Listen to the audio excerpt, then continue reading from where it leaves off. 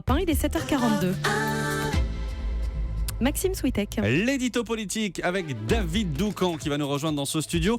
La politique, David, ce matin, c'est la campagne impossible de François Fillon.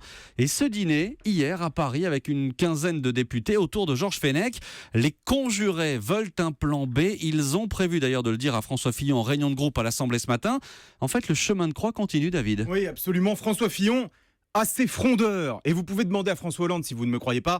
Ce n'est pas facile d'avoir des frondeurs. C'est d'autant plus catastrophique pour François Fillon que toute sa stratégie de crise repose sur une seule idée, la cohésion de sa famille, l'unité de son camp, se lever en quelque sorte dans le cœur de l'électorat de droite, à défaut de pouvoir désormais convaincre les Français dans leur ensemble. François Fillon croit qu'en parlant à son camp, il pourra grappiller les 2-3 points nécessaires pour se qualifier au second tour. Sauf que la cohésion, elle n'existe aujourd'hui que dans son esprit. Les agapes d'hier soir que vous évoquiez, Christian Estrosi, à votre micro, hier matin, qui a dit « Je n'ai jamais été filloniste ». Enfin, et c'est le coup de grâce, les élus locaux rechignent à l'accueillir. Lui et son concert de casseroles, l'équipe de campagne s'arrache les cheveux pour organiser les déplacements. L'agenda a du mal à se remplir. On est à 2 mois de l'élection, Maxime. La dernière fois qu'on a vu autant de chaleur, d'amour et de fidélité, c'était en 1995, quand il y avait carrément 2 candidats de droite. François Fillon veut aller jusqu'à la ligne d'en-but en pack serré.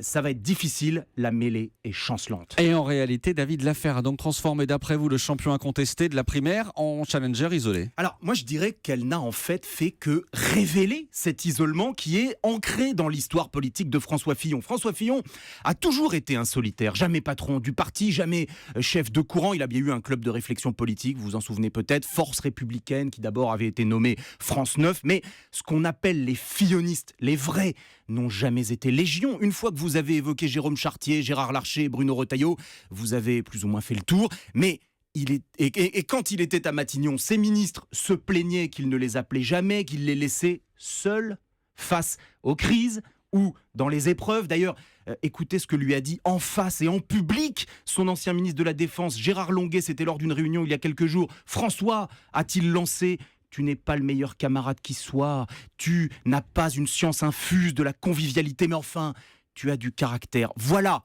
pourquoi il est si peu et si mal soutenu. François Fillon a fait sa carrière en solo, il traverse l'épreuve en solo. Là voilà, la réalité.